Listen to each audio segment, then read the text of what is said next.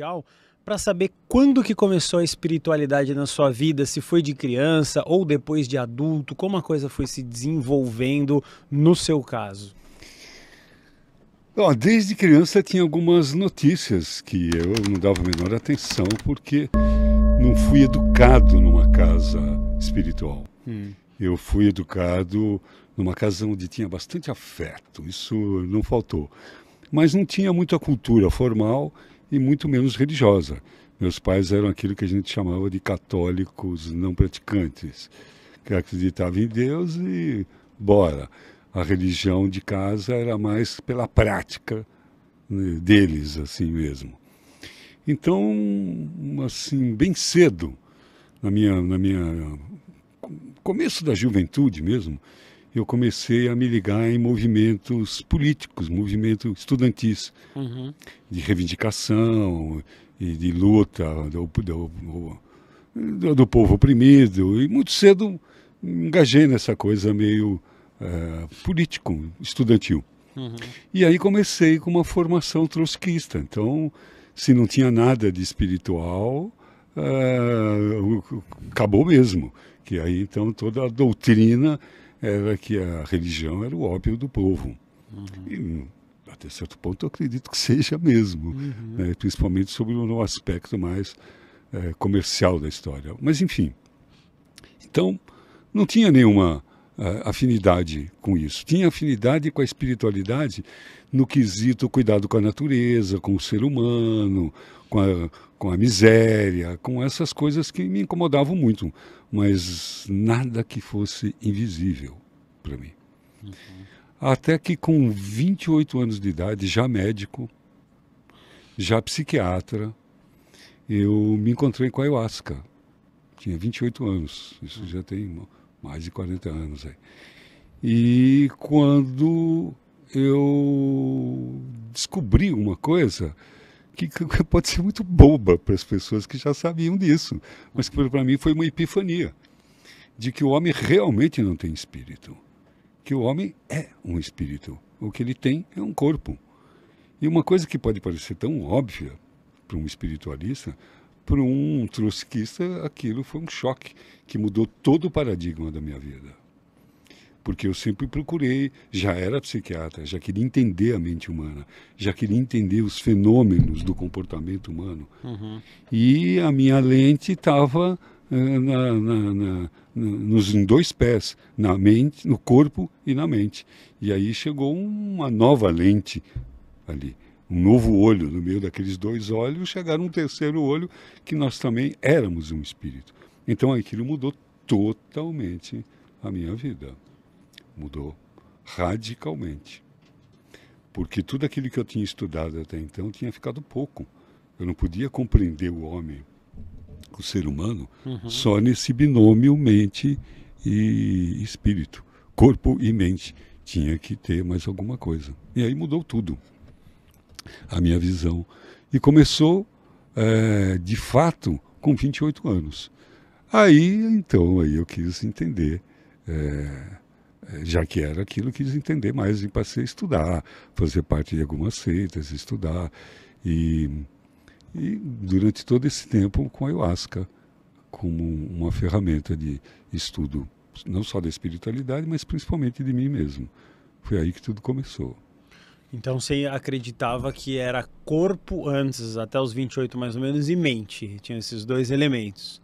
A partir do momento que você consagrou a ayahuasca, aí você entendeu corpo-mente, começou a entender, agora você entende muito melhor, corpo, mente e espírito, né? Que você diz que é uma coisa simples, mas eu acredito que bem pelo contrário, pouquíssima gente vai chegar nessa conclusão, né? Foi bem interessante essa passada, porque não é todo mundo que leva em consideração o espírito, né? Eu acho que passei por todas as fases, assim, interessante, porque eu comecei estudando mesmo, quando eu comecei a me interessar por isso, da maneira mais asséptica que eu acreditava, sem influência, e assim achando que a ciência era um bom parâmetro. Aí estudar física quântica, entender essa coisa de Deus como todo, né? E até me encontrar com o hermetismo, vejo um monte de imagens aqui que remete à magia egípcia e tal. ao hermetismo, e que se assemelha a isso mesmo, de entender a espiritualidade como padrões vibratórios do todo. Que de fato mesmo, quando a gente fala, né, paranormal, sobrenatural, é uma coisa estranha, porque nós conhecemos muito pouco o que é a realidade. Todo o pensamento humano, toda a filosofia humana, toda a estrutura psíquica humana é baseada nos 5 sentidos. Uhum. E é muito pouco esses 5 sentidos para a gente entender o que é um ser humano, o que é a vida. Então a gente concebeu tudo o que a gente sabe durante muito tempo, baseado naquilo que a gente vê, naquilo que a gente cheira, naquilo que a gente escuta, naquilo que a gente sente o paladar, naquilo que a gente toca. E muito mais do que isso, aquilo que a gente acha que é real é apenas uma pequena porcentagem da real. Aquilo que a gente acha que é sobrenatural é absolutamente natural. Só não é normal para uma mente formada na tridimensionalidade, né? Nesse parâmetro da materialidade, de que somos todos isolados, quando na verdade somos todos um. Somos todos feitos da mesma matéria, da mesma essência. Quando uma pessoa fala em Deus, ela não devia olhar para cima, ela devia ficar vesga, assim, olhando para dentro, ou olhando para qualquer coisa, qualquer objeto, qualquer direção. Porque se o Deus, como diz o hermetismo, é o todo, e eu acho isso muito simpático, tudo aquilo que não for do todo não é Deus, não existe. Então, nós somos uma parte do todo, só que a gente tem que entender que essa parte não é menos do que o todo. Ela tem a essência do todo, ela é o todo. Então, a primeira ilusão nossa dessa questão da espiritualidade é achar que nós somos separados, que Deus é um e nós somos outro, que eu sou o Wilson, que você é o Guru, que você é o Alexandre, que somos pessoas diferentes. Para poder entender esse mundo material, isso até serve. Mas quando nós queremos conceber a espiritualidade, essas ferramentas tridimensionais, advindas dos 5 sentidos, são poucas. É como se a gente tivesse com uma luva de boxe querendo consertar um relógio. Quer dizer, falta precisão. Falta precisão. Então a primeira coisa no mundo espiritual é questionar o que é normal. A gente confunde muito o que é normal, o que é comum, o que é natural. Isso é comum, isso é natural, isso é normal. Como se fossem sinônimos. E não é sinônimo. São coisas muito diferentes. Comum é o que a grande maioria faz. Essa sala não é uma sala comum.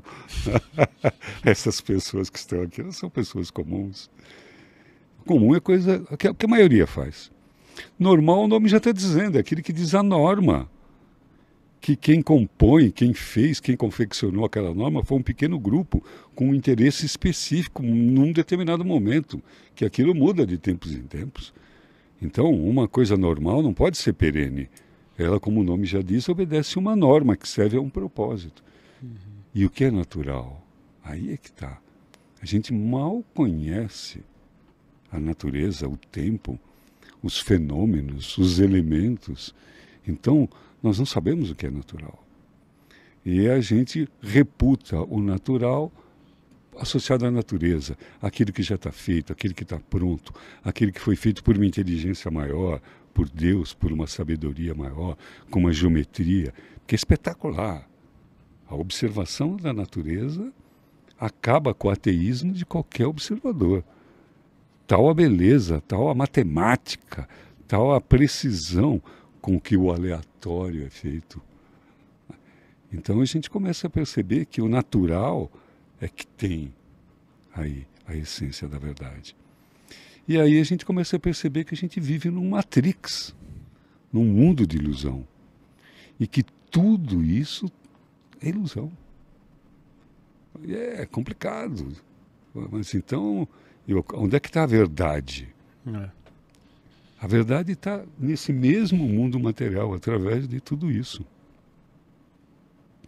Então a primeira pergunta que a gente faz é o que é normal, o que é comum e o que é natural. Eu não tenho nenhuma preocupação em ser uma pessoa comum. Até minha vida sempre me empurrou para a margem, sempre um marginal, no sentido estrito da palavra, não no sentido meliante da palavra. Às vezes meliante também. Nesses tantos anos também escorreguei pelas margens ali. Mas não faço muita questão de ser comum. E de ser normal, puta merda. As normas que regem as relações humanas, assim, elas estão muito corrompidas, são muito loucas. Assim, se querer se enquadrar na normalidade é uma fórmula da loucura e da infelicidade. Porque tudo aquilo que eles nos postulam como coisa que nós devemos conquistar para sermos seres humanos normais e bem-sucedidos, na verdade nada tem a ver com a nossa essência. E vai causando cada vez mais vazio. Mais vazio. Já aviso o que nós estamos fazendo com a tecnologia, com os bens de consumo, enfim, o que nós estamos fazendo em cima desse planeta. Quase que inviabilizando a vida, por conta de acreditar que a verdade é ter, em detrimento de ser. Acumulando coisas e buscando cada vez uma vida mais fácil e menos essencial, mais comum, mais normal e menos natural. E aí vamos nos encontrando com isso que a gente chama de normalidade, que não pode nem deve ser um exemplo para que ninguém se enquadre. Então nós estamos vivendo num momento de disruptura mesmo. Nós estamos vivendo um momento em que os castelos estão caindo, né? Que os dogmas todas, que as verdades estão em suspensão, porque precisa disso. Não é mais sustentável as nossas relações conosco, cada um consigo mesmo, um com o outro, nós com a natureza, né, de países com países, não é mais sustentável isso. Então alguma coisa precisa ser feita. E o processo de consciência, eu não sei se ele é coletivo, ou se ele é individual, ou se é os dois. Porque parece que nós estamos num momento que a humanidade urge por uma nova consciência. Eu costumo brincar que nós estamos num momento de xepa, sabe, fim de feira. A consciência está sendo mais barata agora, porque senão não vai dar tempo. Senão a gente vai se destruir. Nós acabamos de sair de uma pandemia, entramos numa guerra. Quer dizer, e o processo de consciência está muito aquém do que já deveria estar acontecendo na superfície desse planeta. Então, acredito eu que os irmãos que nos acompanham estão nos auxiliando. E é um momento em que despertar a consciência está como se fosse uma liquidação, por isso que eu estou chamando de xepa. Aquela história de uma mão às 8 horas da manhã na feira custa X, às meio-dia e meio, mesmo mamão, está X sobre, sei lá eu, sobre 10. Né? Então, pela necessidade de uma atitude coletiva mais amorosa no planeta, nós precisamos despertar a consciência de uma maneira mais urgente. Então, por isso que eu acredito que aquele que busca realmente de maneira séria entender a si mesmo, vencer a si mesmo, buscar uma compreensão maior de que tudo que está acontecendo, dessa inquietude de que tudo que a gente tem não está bom, não é isso, nós precisamos de outras coisas. Se nós começarmos a promover esse interesse, de uma maneira muito rápida nós vamos mudar. Porque senão nós vamos sucumbir a verdade tridimensional de quem ganha pode mais, chora menos quem pode mais. Que o mundo é do mais forte, é do mais rico, é do branco, é do forte, é do macho. Não dá mais. Então nós estamos num momento de revolução. Mas que eu não acredito mais que seja armada, como já acreditei. Não acredito mais que seja por votos. É uma revolução vibratória que se faz individualmente e que alguma coisa deve acontecer coletivamente. Porque senão as pessoas que acreditam que detêm o poder no mundo da matéria não vão largar o osso. Não vão largar o osso.